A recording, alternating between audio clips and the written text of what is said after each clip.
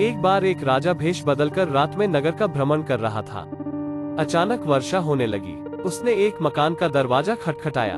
अंदर जाकर राजा ने गृहस्वामी से कहा, मैं कई दिनों से भूखा हूँ। भूख के मारे मेरे प्राण निकल रहे हैं। जो कुछ हो मुझे तुरंत खाने को दे दो। गृहस्वामी स्वयं अपनी पत्नी व बच्चों सहित 3 दिन से भूखा था। घर में अन्न का एक दाना तक न था। वह बड़े धर्म संकट में पड़ गया। उसे समझ नहीं आ रहा था कि वो अपने भूखे अतिथि को कहां से भोजन कराए। तभी उसके मन में एक विचार आया। वो घर से बाहर निकला और घर के सामने एक दुकान से 2 मुट्ठी चावल चुरा लाया।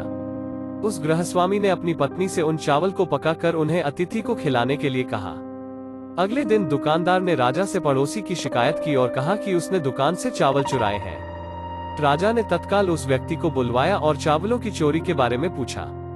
उस व्यक्ति ने अपना अपराध स्वीकार करते हुए बीती रात की पूरी घटना सुना दी।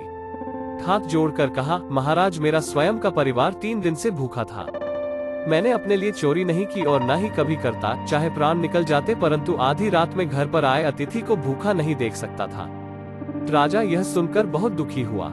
उसने बताया कि अतिथि वो स्वयं था। फिर उसने उस दुकानदार को बुलवाया और पूछा कि क्या उसने अपनी दुकान से पड़ोसी को रात में चावल चुराते हुए देखा था।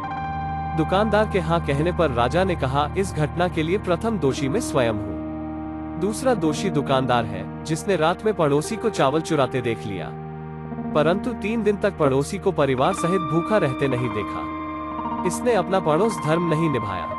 राजा ने उस दुकानदार को जाने के लिए कहा और उस गृहस्वामी अतिथि निष्ठा भाव से प्रसन्न होकर 1000 सोने की असपियां उसे इनाम में दी।